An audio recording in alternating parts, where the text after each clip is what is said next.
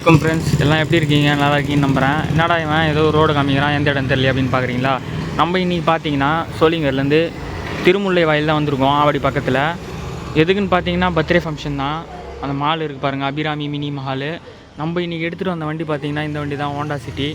2 hours later பார்த்தீங்கன்னா வந்து 2 hours ஆகிடுச்சு. டைம் பார்த்தீங்கன்னா 7:15 ஆகுது, இன்னும் வரல.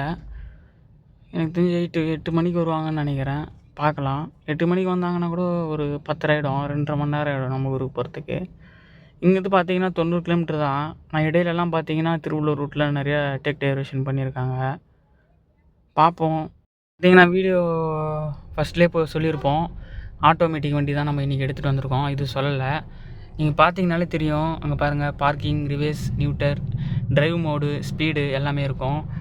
அது கீர் ஆப்ஷன் பார்த்தீங்கன்னா இங்கே தான் கொடுத்துருக்காங்க.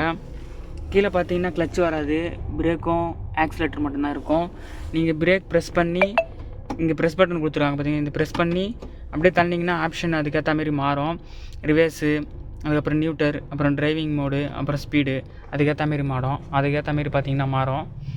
மற்றபடி பார்த்தீங்கன்னா ஆட்டோமேட்டிக் வந்து நீங்கள் மேனுவல் ஓட்டுறதோட இது வந்து ரொம்ப கஷ்டம். நிறைய பேர் சொல்லலாம் சுலபம் தான் அப்படின்னு சொல்லிட்டு. ஏன்னா நிறைய வந்து விஷயம் இருக்குது இதில்.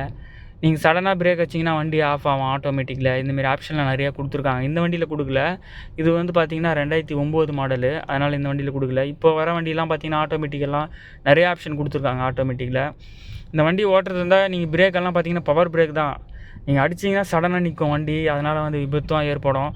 இந்த வண்டி ஓட்டும் போது பார்த்திங்கன்னா நீங்கள் கவனமாக ஓட்டினீங்கன்னா ஈஸியாக கற்றுக்கலாம் ஆட்டோமேட்டிக்கு. 1 hour later இந்த மண்டபம் தான் நம்ம வந்து அபிராமி மஹால் மேலே இருக்குது. இந்த மண்டபம் தான், இப்படி ஜெகஜோதியாக இருக்குது பாருங்கள்.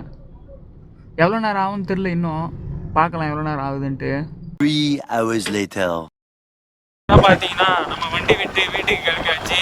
வீடியோ பிடிச்சிருந்தா லைக் பண்ணுங்கள், சப்போர்ட் பண்ணுங்கள். இப்போ டைம் என்னன்னு கேட்பீங்க, 10:00 டைமு.